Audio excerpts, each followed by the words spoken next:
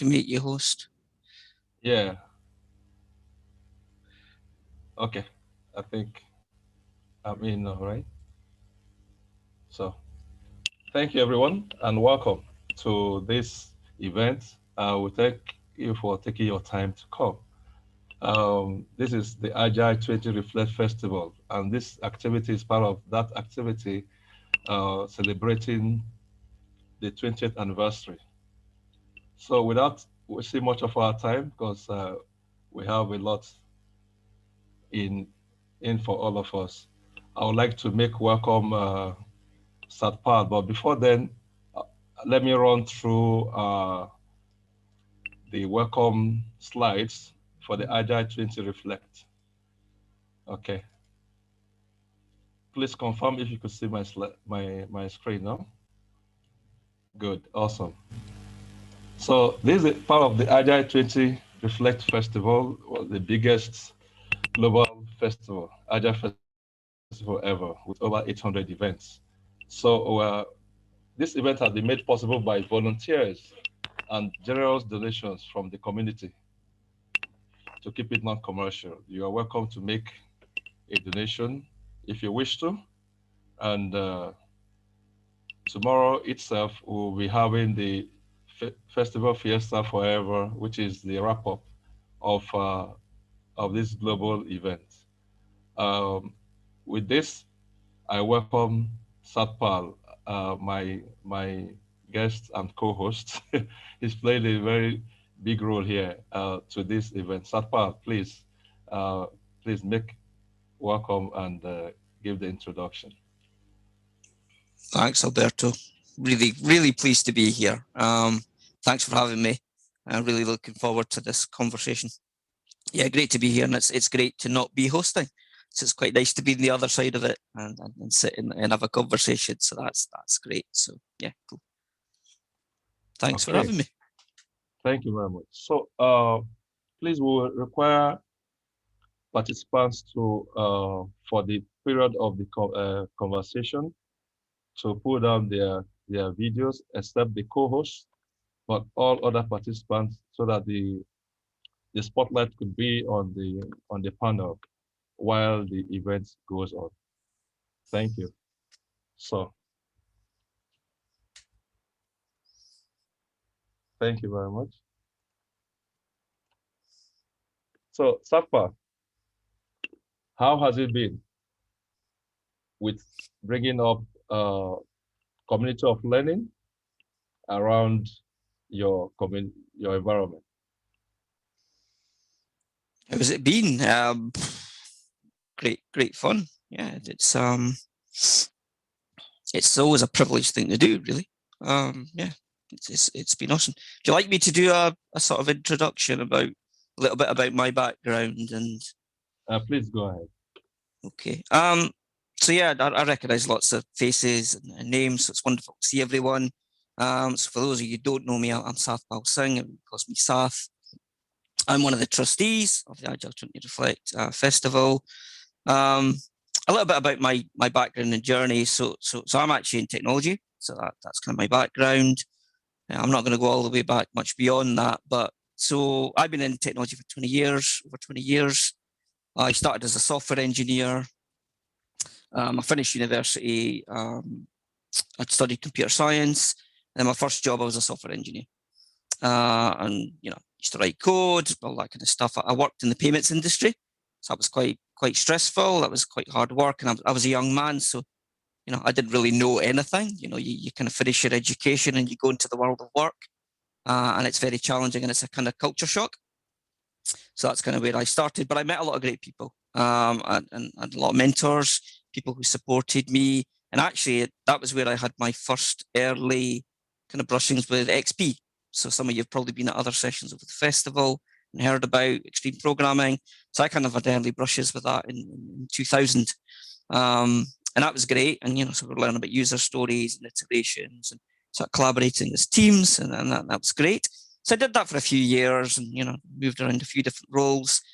But I kind of realized quite quickly that I was more interested in people and communication and collaborating than I was being sort of head deep in the code. So preferred to talk to people than to talk to actually be sitting writing code. So I used to do a lot of stuff around working with sort of the business analysts and the project people and the stakeholders. And I really kind of enjoyed all of that. And as time went on, I found myself more in sort of management roles. So I started to do sort of people management and got some more experience there, moved into more leadership roles. So I kind of moved from sort of technology-centric environments back into the Scottish public sector.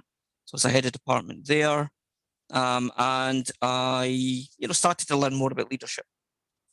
So I did that for a few years, did some interesting projects supporting promoting Scotland in the tourism organisation. And I did that for about 8 years or so. And then I took a bit of a break, which I would always encourage folk to do if you get the opportunity. Take a career break. It's a really valuable thing to do. You get a break, you get a chance to reflect, you can go do some other things, spend some time with your family, perhaps write a book, whatever's of interest to you. And then I went back into the private sector. I worked in London for a while. I did a kind of quite a high profile project out in the Middle East, building a mobile product to support the launch of a new loyalty program out there. And then I took another bit of a break and I did a bit of consultancy. And then I helped launch and promote and organise a kind of hackathon in digital health, which is the largest of its kind in Europe. And then I moved into financial services. And that's kind of where I am at the moment. And then in August 2020, Scott and I and others started to have conversations around this very festival. But at that point, we weren't talking in these terms.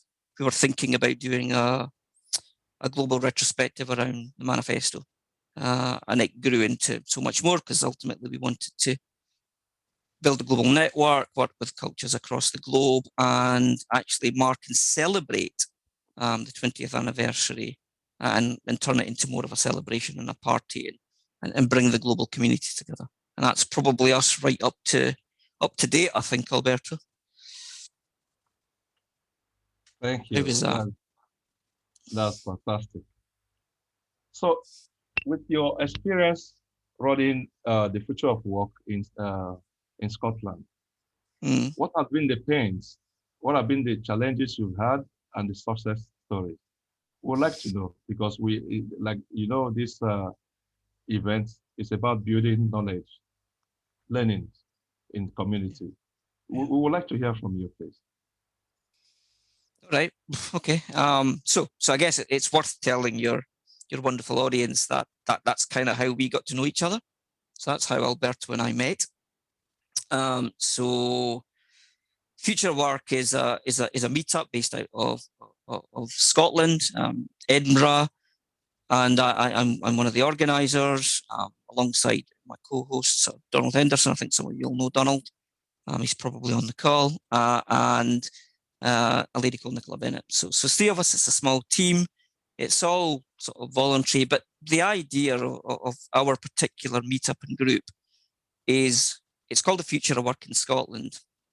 And what we're interested in, what motivates us is we're interested in how work is changing and evolving.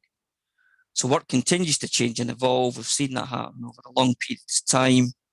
And our particular meetup's about trying to explore the different facets and aspects of that.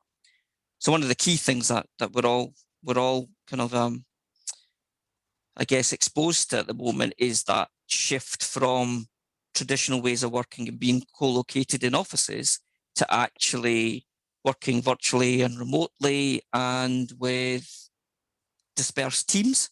So there's lots of aspects of that. So our meetup explores collaboration and strategy and how do teams work together, how do they adopt various sort of agile methods, but it's much broader than that. It looks at the human aspects. So I talked about collaboration, culture, how do you explore those things? And we've had amazing speakers over 2020. But what happened was when I joined the kind of group, we were still in that period where we did face-to-face meetups. So with face-to-face meetups, they're all within your sort of local geography. But then what happened was we were going to host an event in March 2020 and the COVID struck. And I think we all know what that felt like globally, because I think we all had kind of a lot of us had similar experiences. We could no longer meet face-to-face. We were locked down. And we were kind of, restricted to what we could actually do. We were kind of in our homes and we could go anywhere. So we kind of pivoted and started to do kind of remote meetups, but we were quite new to it then. So we were kind of learning what that looked like. How do you do that? How do you do that successfully? How do you try to recreate that face-to-face kind of experience? Because you can't. You've kind of moved from a more of a kind of theatrical experience to more of a cinematic one. So those are some of the learnings there. But we'd actually been able to do a couple of events, started to realize how to kind of do it and use the technology. So if it wasn't for the technology, we wouldn't be able to have sessions like this. We wouldn't be able to connect like we have globally. So I think that's fantastic. But it's the technology that enables that. And we basically did weekly sessions, and we were able to get a number of different speakers from very diverse sort of topics and subjects, simply because they were also available and they were generous with their time. So I think that was something that was quite interesting, because a lot of what many of us have done in the Meetup ecosystem probably wouldn't have turned into what it has had it not been for, the shift we'd all seen with the impact of the global pandemic. That's probably what I would say, Alberto. Yeah. Does that answer your question? Yeah. That's very good. Very good. So what are the potentials and power of the Meetup ecosystem and communities? Say the last bit again. You kind of broke up there. Okay, I said, what are the potentials and power of the Meetup ecosystem and communities? Yeah, what's the power? I guess I say it's less about the power as such, but it's the potential. So I think for me, the kind of potential and the power of communities lies with that togetherness. So people being together, so people who are like-minded and they're able to share their experiences and come together because they share a common purpose. So a lot of the meetups have, there's a particular theme that they're interested in, it's a particular topic that they're interested in. And it's a bit like, last week, Shelby and I did a session, communities of practice. The meetup idea is very similar. So I think people can come together and learn from one another in a unique way, in a way that's different to, being in a classroom environment or doing some certification. You're learning from one another. So you're learning from people's actual broader experiences. And it's that communication. If you create the kind of environment, so we talk a lot about, things like psychological safety. So if you can kind of create that environment where it's a safe space, and as your community grows and becomes more comfortable and feels like a community, because when people come together, there's certain ingredients that make it a community, that like-mindedness, that togetherness, that feeling of safety that people can share and explore topics together, have exploratory conversations. That's what makes these things a success. That's where the potential and power is. And as I said, with the sort of shift in sort of technology and the shift in sort of mindset, and the fact that, we can't overlook the impact of COVID, we've been able to come together in ways through the technology that we've never been able to do prior to this. We've not seen this type of coming together of this scale before. And when we did local meetups, so I'm based in Edinburgh, and we ran meetups. The people who came were largely in Edinburgh. And now the Future of Work Scotland has a global community with people who join our meetup from all over the world. And that's only happened because of the technology as a platform that has enabled that. And it's brought us together, and we're all learning about each other's cultures, each other's ways of thinking, and that's how we're getting like diversity of thought. Yeah. Thank you, Sath. Thank you. I would like to take it further for you to tell us about the benefits of being part of this platform that empowers and incites knowledge. Can you dwell more on that, please? Which platform? This festival? Yes, festival, the community, your meetup, everything about it. So I think I've touched on some of that. So I think it's the kind of connectedness. So I felt a real sense of connection with people in parts of the world with whom I previously had no kind of affinity. So the part of the festival was creating that global connection and network. So a lot of the work that Grace, I don't know if Grace is on the call. So Grace Johnson has been our kind of global ambassador lead. So she's done tremendous work in reaching out and connecting with different communities and through the ambassador network and creating a network of ambassadors who are effectively the champions within that particular region or country or locality. And the point of that is that's going from that global feel to localization. And local knowledge is very different. So, you know, I'm here speaking with you today. I'm delighted to be doing that, but I don't have local knowledge of, you know, agile culture within Nigeria. I've learned stuff through people like yourself and Grace and others. That's where the beauty is for me, because the way these things are being applied around the world is very different. And the festival itself was to explore the different flavors of agile.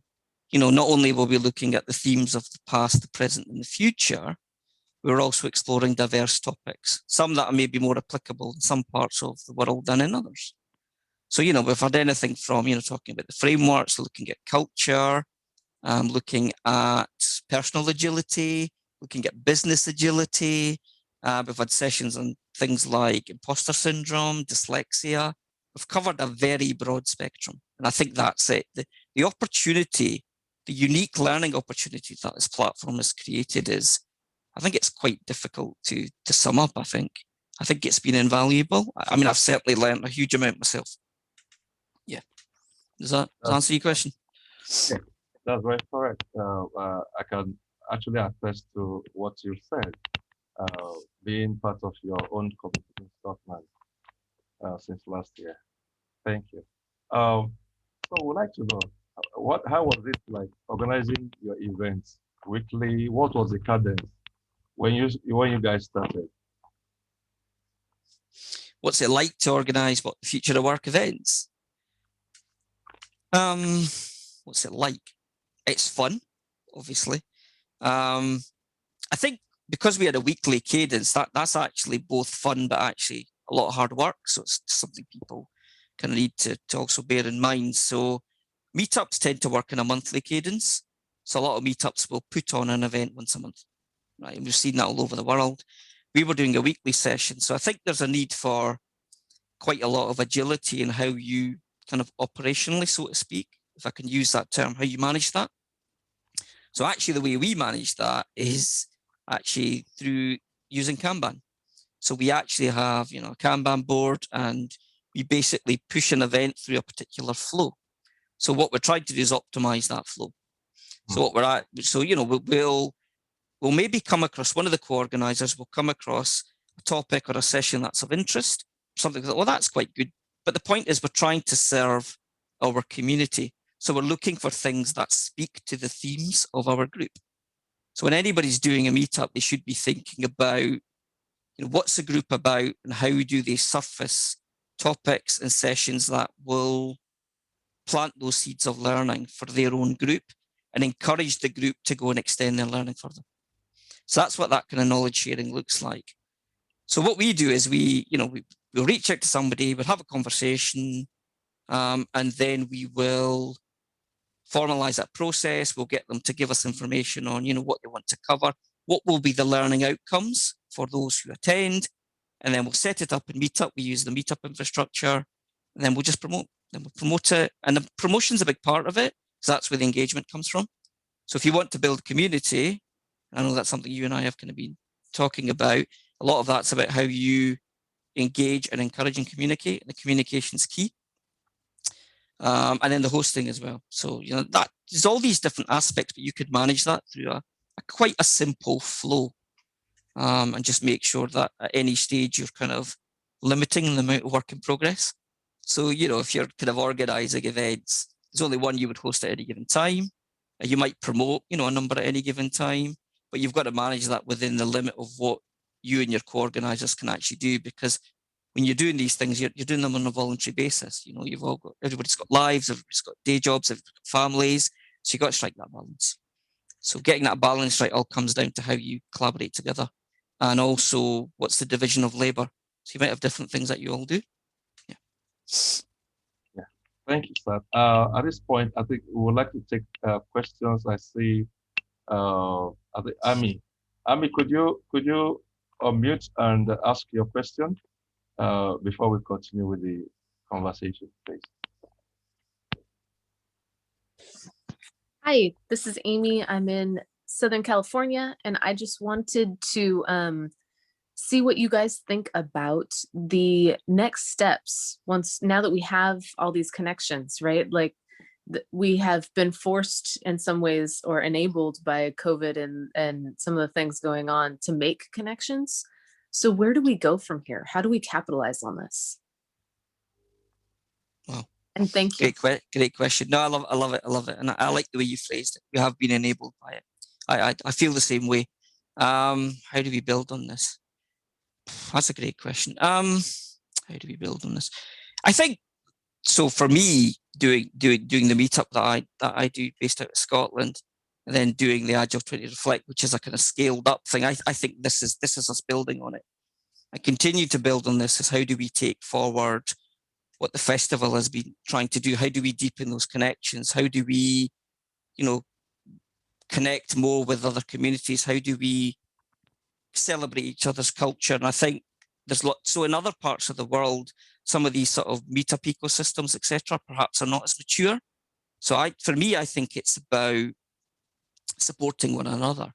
So where there's perhaps, I'm going to use the term immaturity, but maybe things are not as developed or as evolved. Those of us who perhaps have a greater experience of some of these things are able to go and provide that support and give other people that kind of hand up. I'm a big believer in that.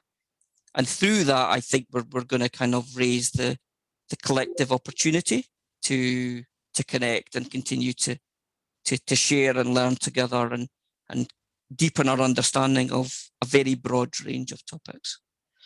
I don't know if that answers your question, Amy, but that's my kind of thought. That's a great answer.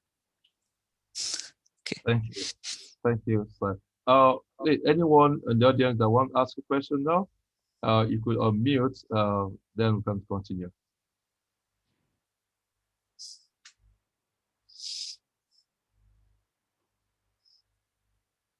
Okay, I think the conversation is going on well. Thank you, Sat, for all you've been providing, the answers and your submissions, and it's very fantastic. Okay, I believe the online community has actually provided us a wonderful opportunity to connect, especially with open-mindedness and in an agile way. And because really coming to this platform signifies a lot of stuff, that we want to be agile. We want to show the world how to do things. Open up the learning space, like you mentioned, psychological safety, because I think that's the big one. Because in this part of the world, we have the power distance is much. So creating that psychological safety for people to be innovative and creative becomes very, very important. So I would like to ask you, within your space, what opportunities has happened in terms of job openings, people creating jobs, enabling people to be leaders within your space? Because I can imagine with all what you said, it must have ignited a lot of passion among members of your community to take up bigger roles. Would like to know. Okay. Right, that's a good question. Okay, so one of the things I would say, and this is quite an interesting one, is the meetup community and culture where I am in Edinburgh in Scotland is a thriving one. So Edinburgh's so I don't know how many you've got in the call. I don't know where everybody's from, but Edinburgh's a small city, right? It's a beautiful city. It's the capital of Scotland. People come from all over the world to come to the Edinburgh Festival, which was actually also one of the inspirations for the Agile 20 Reflect Festival in terms of what we're trying to do. But the meetup culture is a thriving one. But I think what a lot of these groups also try to do is not just connect people, but also help people learn. But work can come in many forms, right? So a lot of us who do voluntary things, those themselves help open opportunities, right? Because you never know who you're going to meet when you go to a meetup. You go to a meetup, you connect with someone. So a lot of the events that I've hosted over the course of this festival actually came through meeting people on my own journey in different meetups. So I hosted an event last week with Lisa Cooney and Cliff Berg, and both of whom I'd never met before, I didn't know. And I met Lisa at an event I attended, an open space women event that I attended through an invite that I got from April Jefferson, who's one of our patrons, who prior to the festival I also didn't know. And I went to that event and I met Lisa. We got talking. I learned more about her project. I thought that's fascinating. It would be brilliant to have that feature in Agile 20 Reflect as a theme speaking to the future of Agile, because their project is about Agile 2, an iteration of Agile. That's how these things work. You go to these things, you meet people, you make connections, you start conversations, you learn about what's going on for everyone else. And the more of these things you're involved in, the more you're broadening your exposure to a really wide range of topics and subjects. And yeah, I think being open-minded and curiosity is really important, right? So when we're young, we're curious. We're born curious. That's how we learn. That's how we grow. We fall down, we get up. But as we go through adulthood, sometimes, unfortunately, that curiosity gets diluted. So a lot of this is about having that curiosity, wanting to explore. And the more you do that, you just never know what you might actually find yourself exposed to, what direction these things might take you in. They're the things that I value the most, because they're the things that shape our journeys. Yeah. Awesome. Thank you very much. I would like to call on Sheila. I think she's having challenges with, okay, fine. Sheila, please. Yeah. My challenge was if I'm not in full screen, I couldn't see the raise hand function. It doesn't show up depending on which view you're in. What my question was, one of the previous people had asked about next steps. Isn't that the purpose of the meeting on March 7th? Yes, 100%. The one that says, what would you like to happen next? Which was showing Absolutely. up on the wrong day at the wrong time in my calendar. So I'm not well to find it, but I really want to participate. We'd be delighted for you to participate, Sheila. Absolutely. I've seen you in a number of events. Your contributions have been excellent. Yeah, that's very much what we're doing. Tomorrow we're going to have a celebration. Given, we've all been doing this for a month now, myself and others have been effectively working what felt like 24/7. And I think many people have had a great experience. We're always keen to hear. And it's very much been a decentralized thing. So there's lots of things going on. There's over 800 events. I don't know what a lot of those are. And that's part of the point of it. People have been doing things in their own countries. But at that particular event, yeah, we're keen to have an exploratory conversation about what is the potential of this? What else could we be doing? What are we not thinking about that maybe somebody else is thinking about? Yeah, you're 100% correct. Thank you for flagging that. Thank you, Sheila. I'll call on Olumide Ajala, please. All right, thanks. Hi, everyone. So, Sathpal, I want to ask something around organizing meetups, okay, which is basically imposter syndrome. How do you deal with that as an organizer?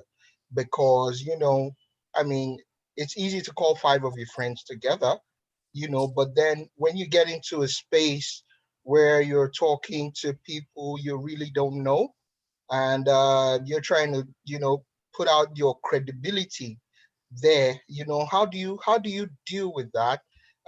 Especially in a space where you see people who seem to be more knowledgeable than you, people who seem to have, done quite a lot more than you in terms of projects, you know. So how does one deal with that in being a meetup organizer?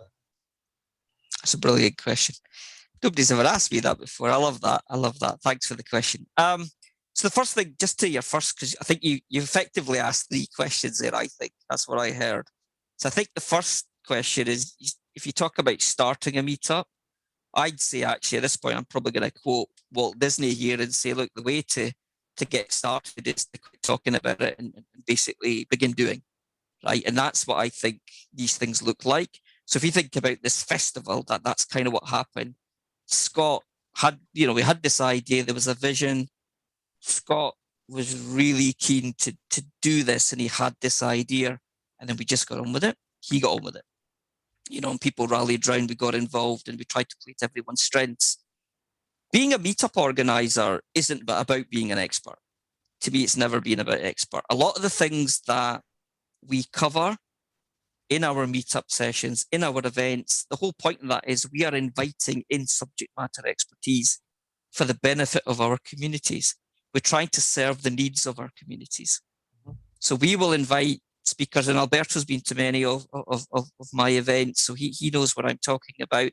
They're the experts, and you respect their expertise. You don't have to know what they know. That's the point. You don't. They come in, they've written a book on a subject. So, as part of the festival, we had Untitled Chapter join us, and she's a pioneer in Agile HR. And I'm interested in it, I'm learning about it, but I'm not an expert. Natal's an expert. And we invite Natal to come to this event to share her expertise with the group. And by doing so, we also learn. The role of the organizer is exactly as you've probably seen myself and others do, as Alberto's doing so well in this particular session. You're a facilitator. You're facilitating a session, a meeting, the flow of it, the kind of opening of it, how it runs, timekeeping. So as those of you who join Future of Work Scotland meetups will know, Donald and I, we like them to finish on time, and we make a point of it, and we time box that. And that's role modeling. As Agilists, time boxing is a very important mechanism we use to stay focused. So by doing these things, you're being true to the stuff that matters. And I don't have to know all these things. I don't. I'm always learning. I mean, I'm somebody who believes, those who know me, that the quest for mastery never ends. You're always learning. As long as you're open-minded and you're curious and you want to learn and you're a proactive learner, which is a lot of who our community are, you just keep learning. You don't have to be an expert. You can't be an expert at everything. In fact, I'm a generalist. I used to be a specialist. Now I'm a generalist. I don't know if that answers the question, but that's my view. Very correct. And as shared by Donald and Sheila on the chat, no one is the smartest in the room. And really, this is what makes us agile. Like for a couple of friends that know me, I'm very open as a person to learn. I'm very curious, because the most important thing is to understand that no man is an island and everybody has a special gift. And it comes down to the Scrum values, for example, that says courage, focus, openness, respect, and commitment. If you have respect for people's expertise, of course you won't feel threatened. If you are open to learn, you won't feel threatened. And that's why we are building communities where people come in. You don't have to be an expert. You just want to, we are happy seeing you at 0 level to make you a hero. That's the essence of all this. Thank you, Sathpal. Well said. So just on that, just as you said, I was listening to you. One of the things we have been very keen on as part of Agile 20 Reflect is to create a platform for fresh voices and new voices. That's a key part, a big part of this, is lower the barrier to entry. So other people get involved, they tell their story, they start to share their knowledge and how they've applied things. And we had no concept of keynotes. We had no concept of, there was no hierarchy. You're a speaker, you come, you speak at an event, you talk about things you care about, and those align to what the various interests are across the different communities. Agile 20 Reflect is a network of networks. That's what it is. Right. So I think that's it's just important I get that in. Just when you were talking there, it reminded me. So thank you. Okay, I think Sheila has a question on her hand. Is there? Oh, hello, Sheila. The floor is yours. I did put my hand down and put it back up. I didn't put a question in the chat because It's I all wasn't right. sure if you'd realize it. My question is, I didn't know about some of the meetings that were available even locally. A lot of it's still by word of mouth. And when you talk about globally, obviously it's much more so. So I know there are a couple of meetings. I've been talking to people locally who didn't know about this festival, even though they're involved in the Agile community and in organizations that are participating. So if you're trying to either get the word out about an existing meeting or start a new group with a new focus, how do you go about doing that? Because I think that to me is the biggest challenge. Now you're speaking to some of my passions. So alongside sort of technology and agile, I have a bit of a background in digital marketing, and I studied it some years ago, and I've got some qualifications in that.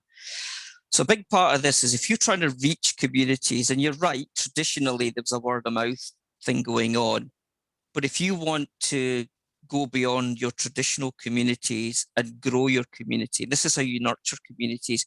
You have to be using social networks. You have to be using the technology again. So one of the things that I'm really interested in is something called the net model, which is by a chap called Julian Stodd, who's a specialist in a thought leader in sort of storytelling, community building, social leadership. And that's what this is about. The social platforms are the technology aspect of the net model, that third dimension. And you have to be using, Facebook, LinkedIn, Twitter. So Future Work Scotland, our meetup group, we heavily use social media. So I'm not sure outside of social media how someone like Alberto or others would have found or heard about our group. So we're active on Twitter. We're always posting and promoting the events before they happen. We promote during them. We say a few words after it, thank the speaker. That's all part of the narrative. That's all part of the storytelling. That's how we do it, and that's a key part of it. And I think if you don't do that, you will be sort of restricted to your geographical proximity. But I think even if you do that, there's a risk that people won't see it in time. Because I know with Facebook, a lot of times if you're not liking and commenting on things, it takes them out of your feed, even if you're looking at them. It'll tend to just show you the top 20. And I think LinkedIn may do the same thing. And if I have thousands of connections, which I do on LinkedIn at this point, then just putting things out on social media, I don't know how to target it so that people see it. I can share it to my community, to the people I'm connected to, my network, but I don't know if it'll show up in their feed when they're looking at it. Yeah. So, yeah. Sorry, go on. No, I was just going to say, I think there's different ways to use the technology to work for you. So alongside just doing posts, because as you say, a lot of that is very much linked to both how you communicate, the tags, etc., that you use, and timing. Timing is a big part of doing digital marketing well, but also it's creating things like groups. So, you can create like a LinkedIn group, a community, build that. So you can have different sub-communities within your community. But I think the other thing to bear in mind is everybody tends to have different preferences. So you've got to try to know what your group's preferences are. And the best way to do that is typically to ask them. The best way we learn anything is to actually reach out and ask those questions. So, some people might prefer LinkedIn, some people might prefer Facebook, some people might prefer Twitter. So I prefer Twitter and LinkedIn, and I don't really do professional stuff on Facebook because that's not how I view Facebook. But we've used Facebook to great effect as part of Agile to Reflect. So it really does depend. But I think the groups are a construct that can be well leveraged. And also, I think I should say timing, but also things like the Meetup platform.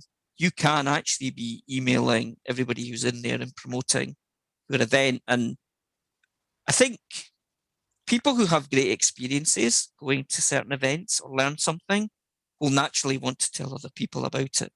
that's how these things spread as well. So it isn't just about digital. People will invite and encourage other people.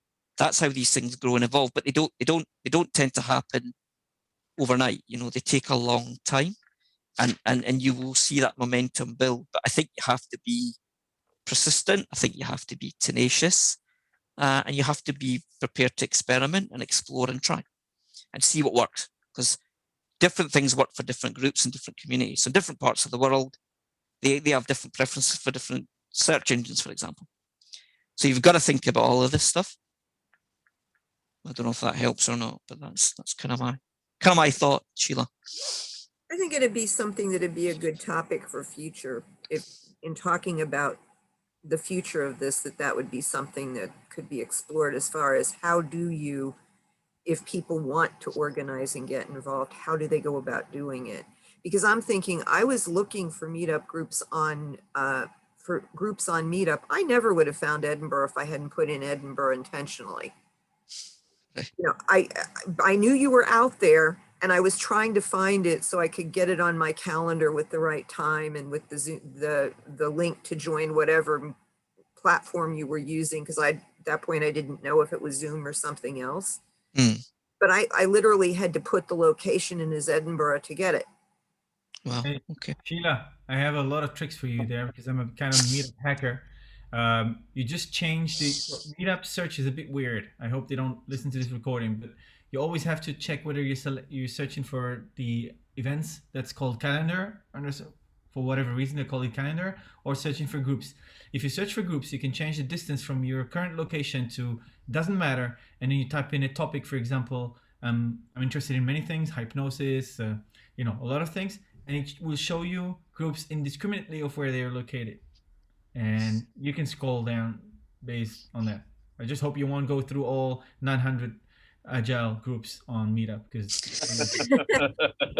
sometimes it unilaterally changes my settings back. Okay, we have Brenda. Brenda, the floor is yours now.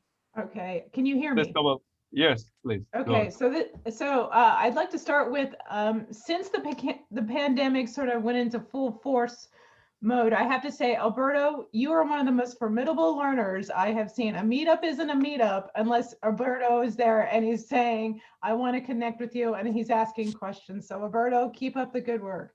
And my question is actually for you. Yeah, like you're doing an awesome job. Don't be shy, right? What are you looking to take away from today's session and apply locally to your the community that you're in? Okay, awesome. You just took it off us. So today we are using it as an official launch pad to launch the Nigerian Meetup. There's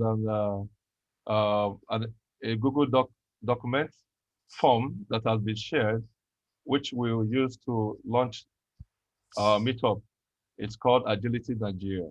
So I've been in talks with global leaders in the Agile world and they are more than fascinated and excited to come deliver talks with us. You'll be shocked that I've met Ken Schwaber, the co-creator of Scrum, and I've informed him we are in talks to seal up or firm up the date for him to come talk to the Nigerian community about Scrum. Those are the creators of Scrum. We have Gunther and Eric, the author of Exponential Change, has also indicated interest. You can imagine Bob Gallen, a whole lot of people, agile leaders, thought leaders that are ready to storm our community once we get things set up. And really, this is a very great opportunity for our friends here in Nigeria and beyond to actually come co-create a community. Yes, I found myself leading this. Thanks for your kind compliments. It's been like an aggressive, very intentional moves to make sure that we have good outing, getting speakers to come speak to us and also setting up the community here. Thank you very much for that. Really, I really appreciate it. Yeah, well, Alberto, I'll also follow that up. We look forward to hearing your presentations in the future with how Agile has helped you and how you're going to help the community grow. So we look forward to big things from you, sir. Thank you very much, Brianna. Thank you. That was a great one. Thank you. So,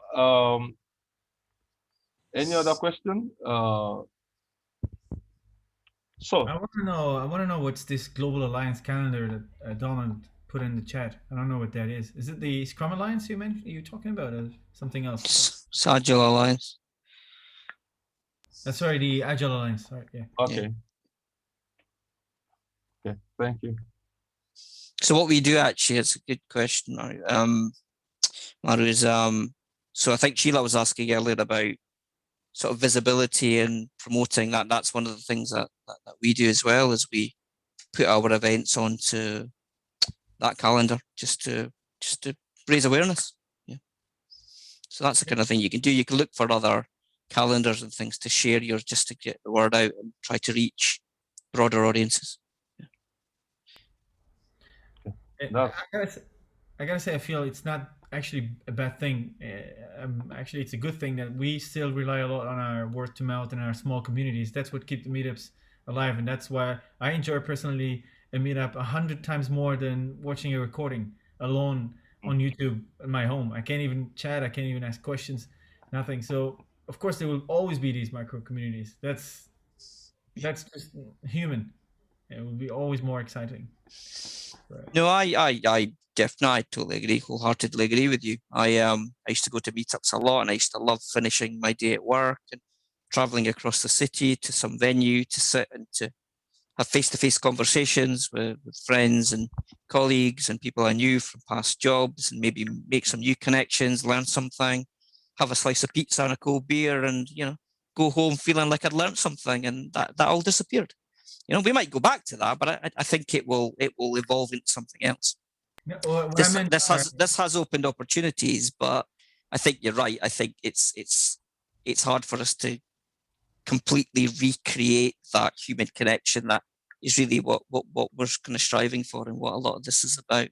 Keeping the conversation going. I think we used to say in our own meetup, and at the time when COVID was at its peak and people were in their homes, and people were struggling. They were challenged. They couldn't. Some people adjusted. People adjusted differently to having lockdown restrictions imposed upon them, and I think we had to all be cautious of that and mindful of that. Everybody responds differently, and I think many of us were trying to do our best to keep things going. So we were doing our best to keep conversations going and stay connected.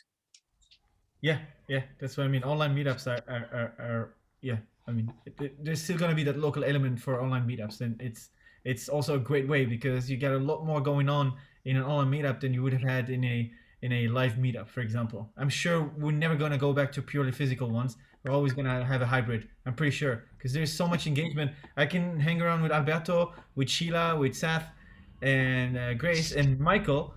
I only need somebody from Australia to complete the globe, and it could never happen.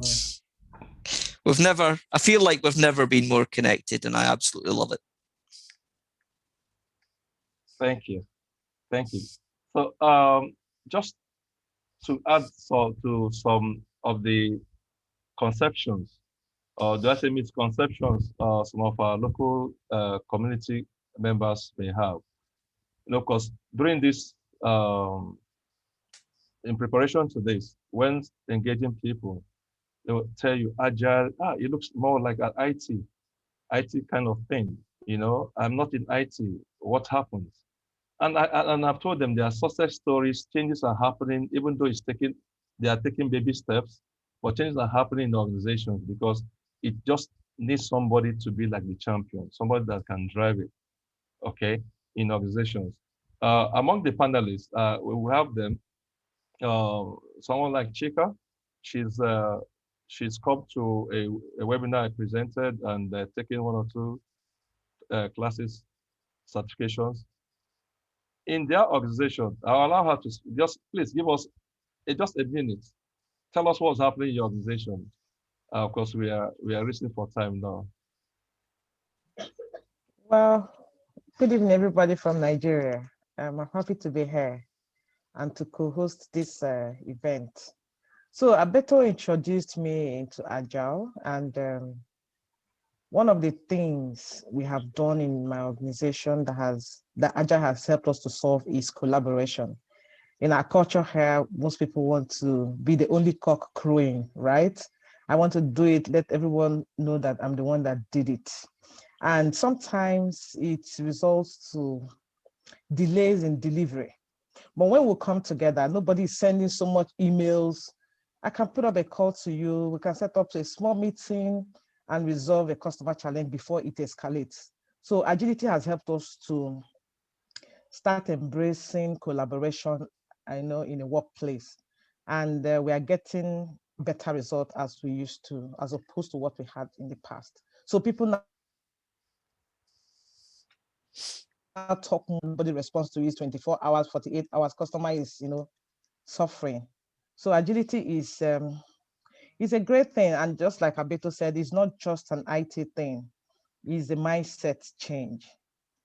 Is a mindset change. When you bring it up in your organization and practice it the way it's supposed to be, you will notice that it's more of a cultural change initiative than IT related, practices. Thank you. Thank you very much. And Chidinma Maduka also, it's someone in the oil and gas industry. So, and they are systematically, just gradually, trying to get into Agile. Chidinma, just tell us, what would you like Agile? What are you looking for? How will it impact your organization? Well, I think, Alberto, I'll make it quick. Agile has been a revelation for me, really, and I've seen the benefits that have come out from there. I had human resources. So one of my key takeaways is to ensure that there's collaboration and cross-functional, especially, not just in your little team, but across the organization.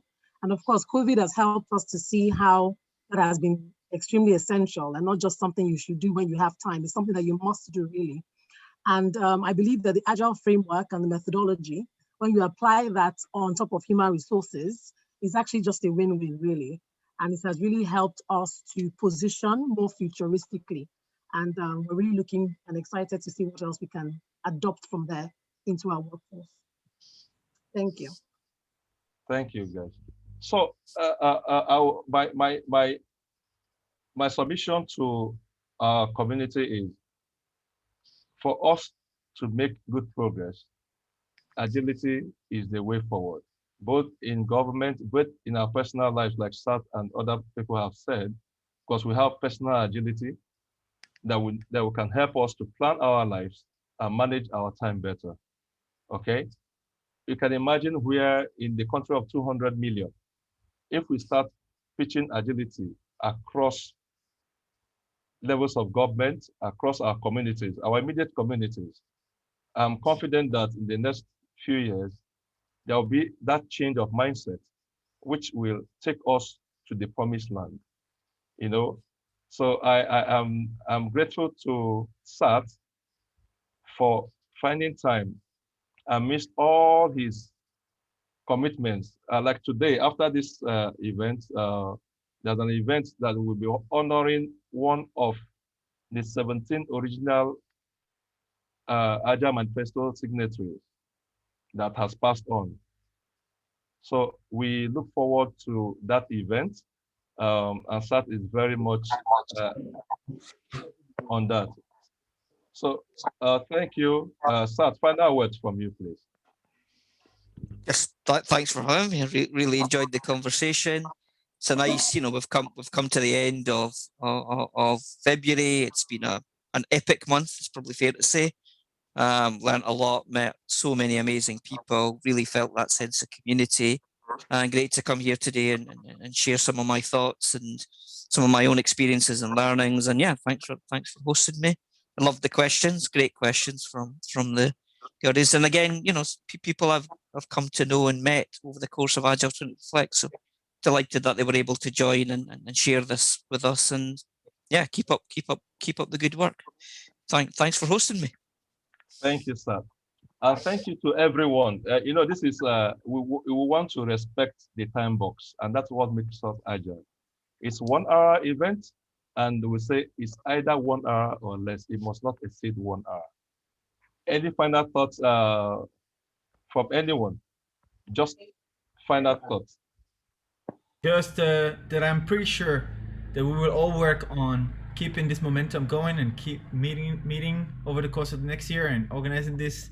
I don't want to promise anything, but I'm pretty sure we can do something, let's say, on a yearly basis and see everybody again, Julia, Alberto, everybody who's been contributing, and maybe next year everybody's going to be presenting. Sath's going to give keynotes. Sheila has a lot of lean knowledge. She sorry, Shidinma and Hika and everybody else. Alberto, of course, I'm pretty sure. So that's my final words and my hope for the next 12 months. Well, final words from me. My name is Ade. I'm Nigerian based in the UK. I just want to thank Alberto and and his group for doing this session, because I think for me it sort of puts Nigeria a bit more on the agile global flag. Well done, Alberto, for what you're doing, and I hope just like I think somebody asked a question about what do you intend to do. What would be your takeaway from this event today? And brilliantly answered. And I hope to sort of see many more of Nigerian events on the Agile flag. Thanks again, and well done for doing it. Please, I would like us to unmute, put on your cameras, and let's take a picture. Please, we are at the top of the hour.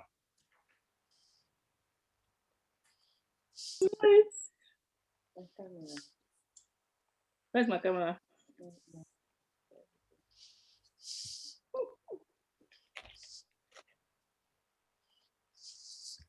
Look at the family growing. Hello, guys. It is growing. You keep growing it. Hello. So, hi, hello. Rita.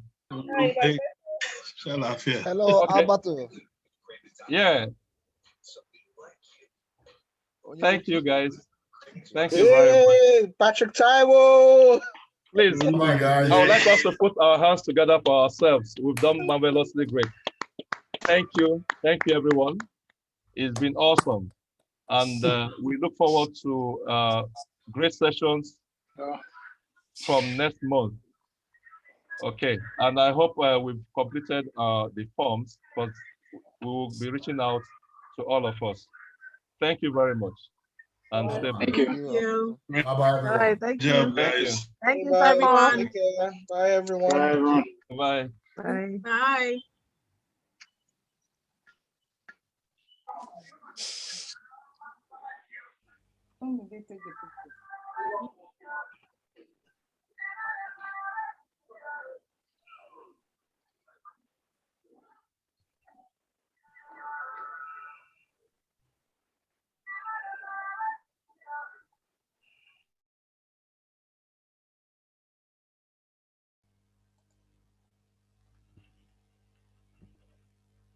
Well, guys, thank you very much. Did you stop the recording?